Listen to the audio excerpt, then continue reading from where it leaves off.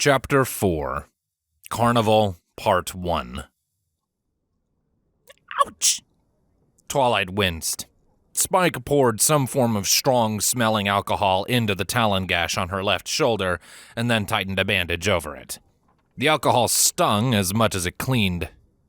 Her wounds were too minor to justify using a healing potion, but they were still painful. She sat on the steps to the second floor, Spike above and behind her, surveying the chaos inside Barry Punch's tavern. 4 dead bodies populated the formerly jovial and active space. Shattered tables, broken stools, and bloody smears marred the scene. They had done that. She had done that. She caught something out of the corner of her eye and did a double-take. For a second, in the dim light, the unicorn's severed head had looked like star swirls. Killing the young wizard had been so easy. In the moment, there had been no hesitation. With one simple stroke, she had crossed out his life like it was a name on a list. As with the bandit on the road, she felt no remorse. Pinky, unable to confront the pony she had killed, had disappeared upstairs into one of their rooms, like a normal pony. Why Twilight remained unaffected by death, she didn't know. She didn't enjoy it, exactly. In the moment, she felt nothing, no thrill of success, and after the fact, all she felt was morbid curiosity. She knew each of the 2 lives she had taken had changed her, and probably for the worse. Rainbow and Applejack were talking down the local militia on the other side of the room, near the door to the tavern. The truth of what had happened, the ponies at the table had drawn weapons first, was easy to tell with the barkeep backing them up. The bounty notes on their bodies only added evidence to their story. Twilight hoped the guards and the barkeep would keep quiet about the price on her head. The notes had included one segment that hadn't been there previously. Last seen in the Helping Hoof Inn, causing her mind to boil with questions. Who sold me out? A passerby? Another guest at the inn? Lyra? Bonbon? Whoever they are, did they believe that they were doing their duty like the Black Knight? Or did they simply want golden bits to fill their coffers? What kind of pony would kill for money? A whisper filled her mind.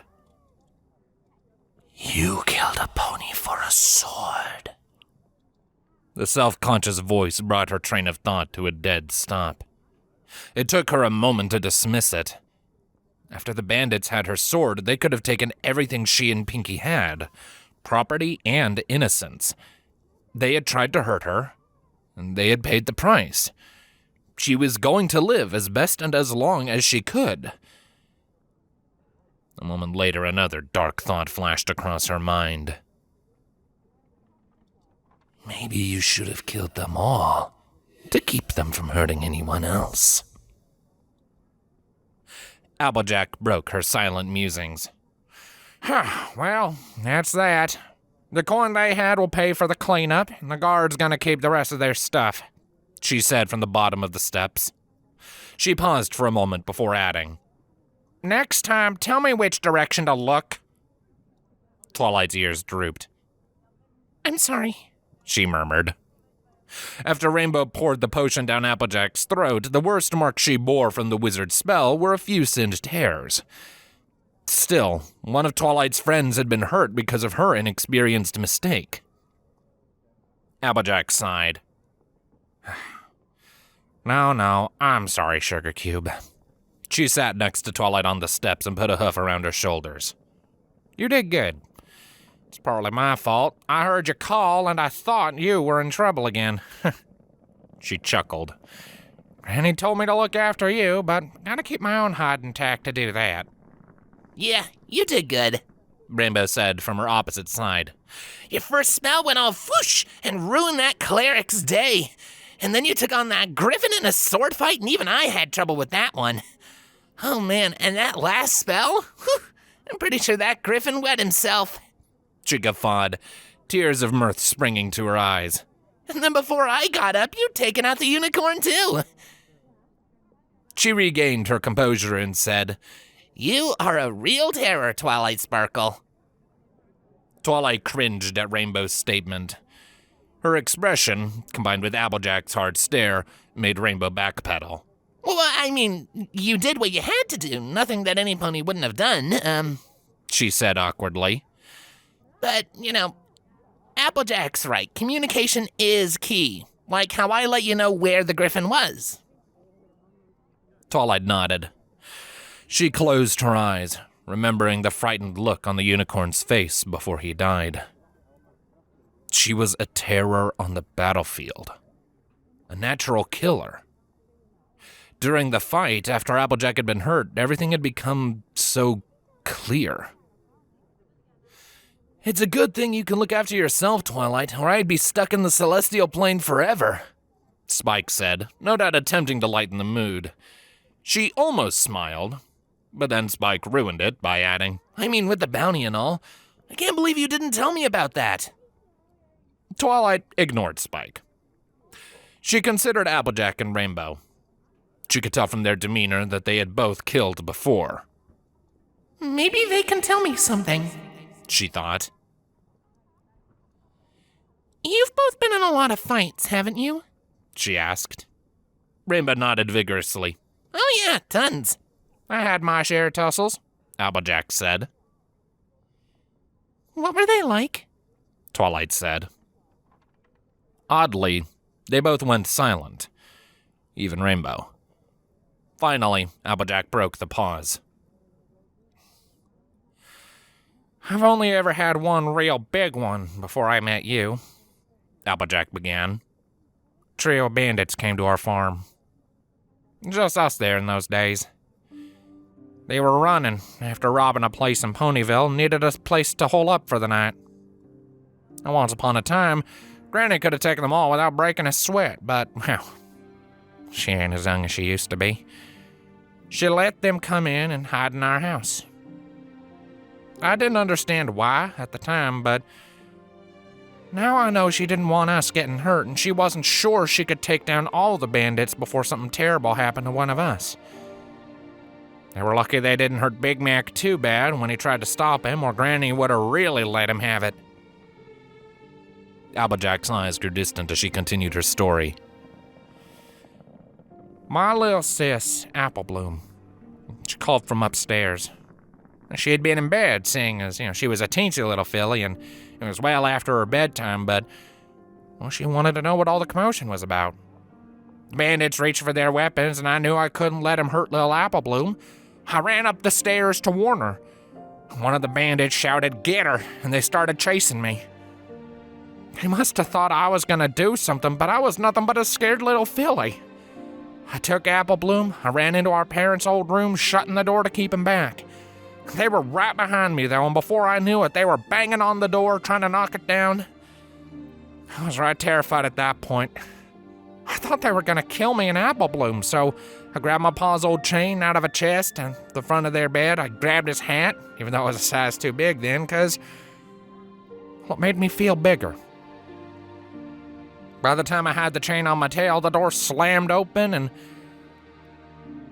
I loosed it. I closed my eyes and I kicked as hard as I could like Granny had taught me. Rear Rivers caught the chain and launched it hard and fast. Not swinging it with my tail, nothing fancy like that, just one hard strike.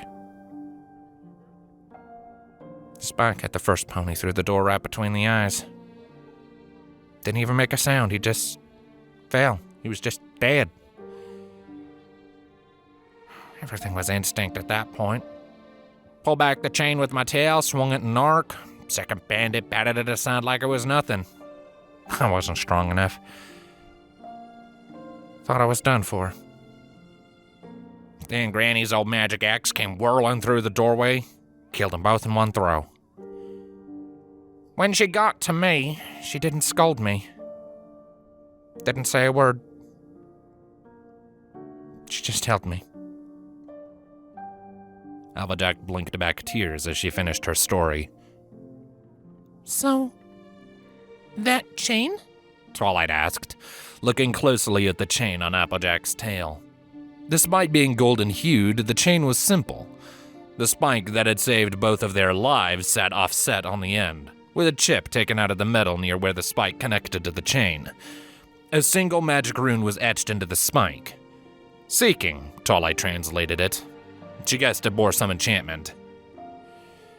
Yep. Applejack nodded and hoofed the brim of her hat. And this hat. And that was that? Twilight said, opting against asking about Applejack's parents. The story she'd been told already seemed hard enough. Applejack chuckled. Nah. I bawled like a baby for a week. I couldn't sleep alone in my own bed without nightmares. I felt terrible. As bad as they were, all they were ponies that wanted to hide. And my actions took their lives. I still wonder if what I did was right or not. Oh. Twilight murmured. Nightmares she had, but no remorse. Tears? Her eyes were dry. She held up one of her hooves and inspected it. Am I normal? What about you, Rainbow? I've killed loads of ponies. Kicking evil's flank and all that. I'd rather not get into it, though, Rainbow said. But they all totally deserved it. Okay. Twilight said, deciding not to press the issue. The barkeep walked up to them. That was a hell of a fight you folks had. I'm glad you won. You seem nicer than the other bunch, he said. He held up the carnival poster in his mouth. You, left this on the bar. Rainbow squinted at the poster, and then she lunged forward and snatched it from the barkeep's mouth. She spread it on the floor and jabbed at it with her hoof. Look! She said, pointing. Twilight got up and trotted down the steps to look at the poster. The poster's title blared, The Carnival, from Kennerlot to Manhattan and the lands far beyond the Sword Coast. Madame Boudouin's troupe travels far and wide to bring you marvels your mundane eyes have never before beheld. Below the title, a sketched unicorn stared up at her brazenly. She wore a pointy hat and a starry robe. She reared on a stage, and a nimbus of sparkling magic surrounded her ostentatiously. Beneath her, the poster read, featuring the great and powerful Trixie. In smaller text, it added, and her lovely assistant Butterfly. A demure-looking pony peeked out from behind Trixie, her flowing mane delicately covering part of her face, and Rainbow's hoof was obscuring the rest. That's her! That's Fluttershy! With Trixie's cape in the way, Twilight couldn't see the pony's body to tell if Butterfly, or Fluttershy rather, was a Pegasus, but Rainbow seemed convinced. Then we'll go to the carnival tomorrow and we'll take a look, she told Rainbow.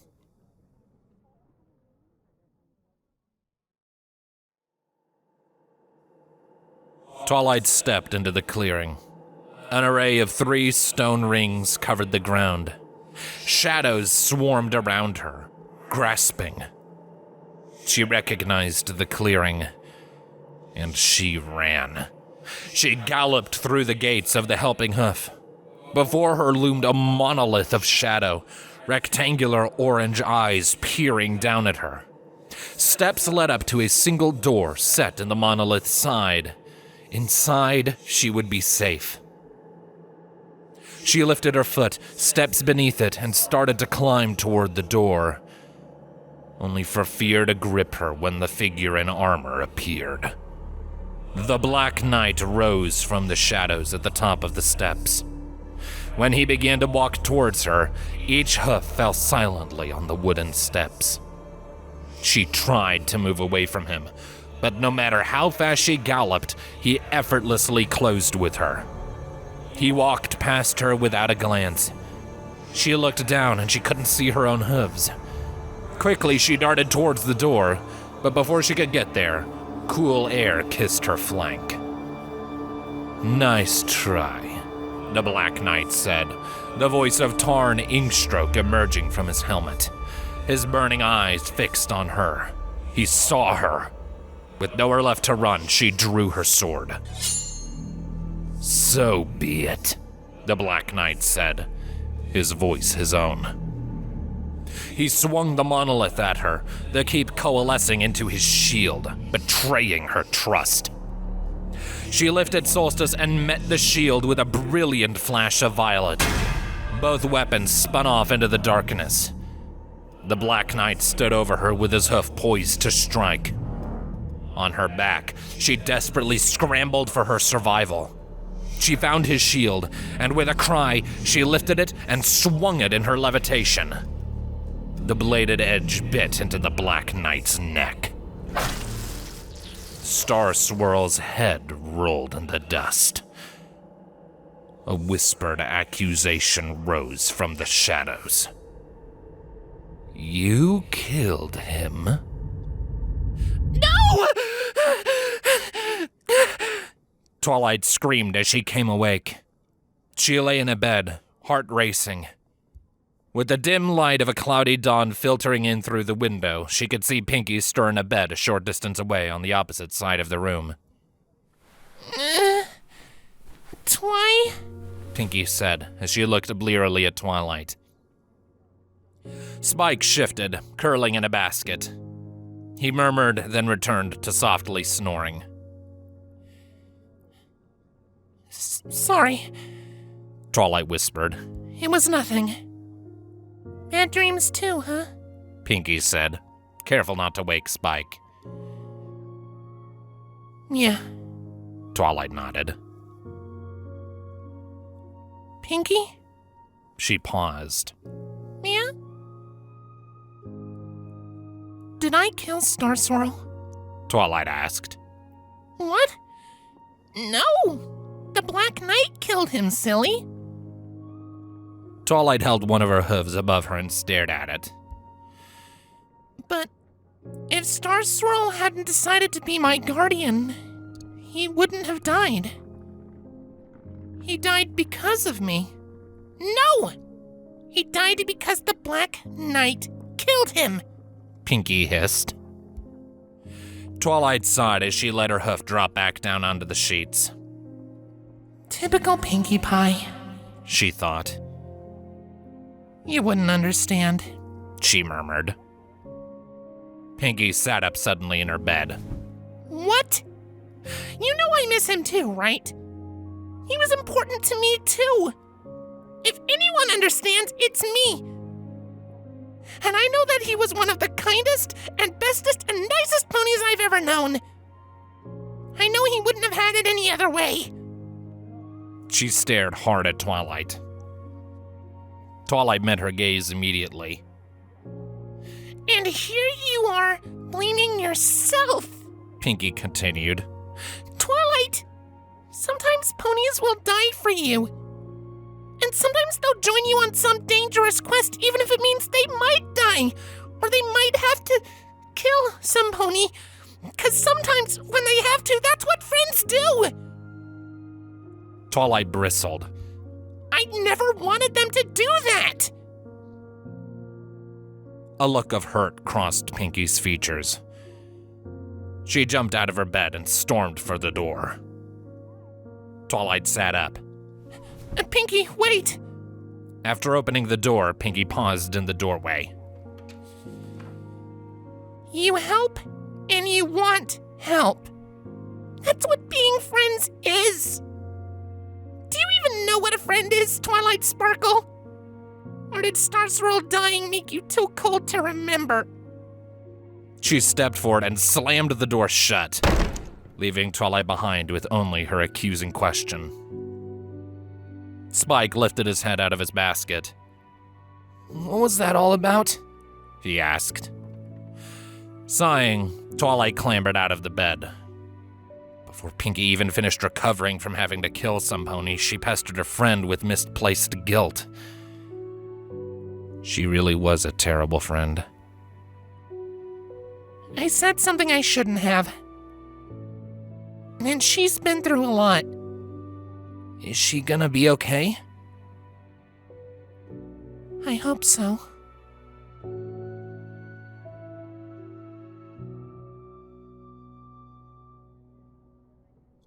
Awkward tension permeated the morning.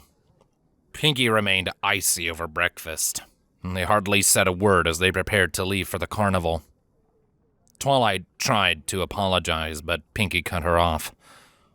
She evidently wasn't ready to talk yet. Something was occupying Rainbow's mind, probably her friend Fluttershy, and even Applejack seemed distant. The only one in a good mood was Spike, the idea of the carnival fascinating him as much as it did. Before they left the tavern, Twilight took a moment to prepare spells. The fight of the previous night had depleted her reserves, and each new day brought new threats their way. Again, she tried spells harder than she had ever before attempted. And again, she found them easier than expected. She felt silly now for holding back, even when Star Swirl had encouraged her, because she didn't want to fail. Together they trotted down toward the carnival. When they left the town center, the cobble beneath their hooves turned to dirt. Sweet Apple Acres ain't far from here, Applejack mused from beside Twilight. Twilight blinked at her. Where? It's my farm. Well, family's farm, really. Wonder if Apple Bloom came to the carnival. Alone? Nah, Aunt Fredda's been looking after her with us all gone. There are a lot more than just us four farming Sweet Apple Acres these days. It's a lot of work, but between the apples and the hired workers, we make do, Applejack said. I'll bet it's gonna be tons of fun. The carnival, that is, Spike said from his position on Twilight's back. Are carnies really all scum-of-the-earth thieves? I heard that once from a celestial archon. Applejack chuckled. They don't need to actually steal from you to take all your bits, she said. Twilight barely listened while Applejack launched into an exaggerated tale about carnies and their games for Spike's benefit. She focused instead on Rainbow and Pinky walking ahead of them. And then I said, weather? I barely know her, Rainbow said loudly as she finished a story. Twilight smiled, not because she found it funny, but because she did see a smile coming to Pinky's face. She was glad the mood of the group had begun to brighten. After they walked for a couple minutes, they passed a stand of trees, and the carnival came into view. Brilliantly striped circus pavilions covered a grassy field ahead of them. Only sparse groups of ponies moved through the circus. Twilight guessed that the bulk of the crowds wouldn't gather until the afternoon. When they reached the edge of the tents, Twilight gathered the other 3 ponies off the path. Next to one of the pavilions, she told them, We should scout the carnival for this pony. She held up the poster and pointed at Trixie's assistant. We'll cover more ground if we split up. If we don't find her, we'll meet up at the stage. She pointed down the path between the tents at a makeshift stage in the middle of the carnival area. That's bound to be where Trixie is performing. Right, Rainbow said, and took off, eager to start the search. The normally energetic Pinkie Pie lagged slightly behind.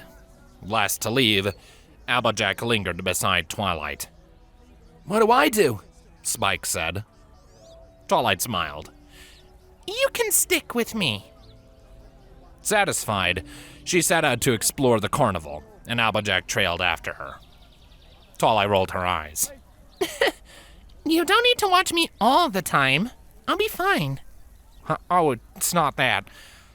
I wanted to talk to you about Rainbow Dash, Applejack said. Twilight paused beside a game stall that promised fabulous prizes. Something wrong? She lied to us. Twilight blinked. About what? Applejack moodily hoofed at the ground. Well, we got to talking last night, and long story short, she's no village hero sent to rescue the town druid. What do you mean? Turns out the Pegasus up there aren't as fond of a druid as she said the first time. They don't have much use for a Pegasus that can barely fly and prefers the ground more than the sky. They kicked Fluttershy out, and Rainbow stole those wing blades and went after her, Applejack said. Twilight raised an eyebrow at Applejack. What's the problem then? Well, for one, she lied. And for two, she's a thief. And for three, how do we know we can trust her in light of that? Sounds like she did the right thing to me, Twilight said. She regarded Applejack. As much as she had come to trust the Earth Pony, she still hardly knew her.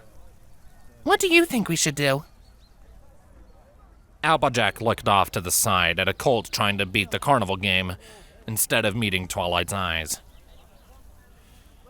I'm not saying that we shouldn't help her find Fluttershy. Like you said, it sounds like she did the right thing, but maybe you should convince her to return what she took instead of joining us. Applejack, resolute so far, suddenly seemed unsure. Twilight frowned. She's a good fighter, though. She wasn't lying about that. I'm not sure we would have won that fight without her. Applejack nodded. That she is. She met Twilight's gaze. But she's also a rebel. Everything I've been taught tells me that she's gonna let you down. Do you think she'll let us down? Applejack shook her head. I don't know. I'll give her the choice then, after we find Fluttershy.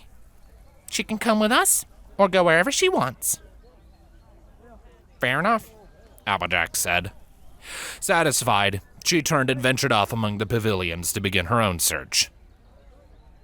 Twilight stared after her. Oh, come on.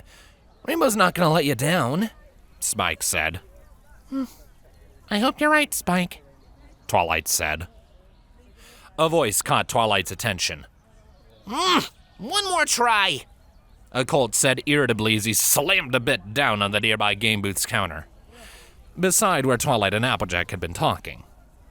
He was old enough to have earned his mark, but not quite old enough to be considered an adult.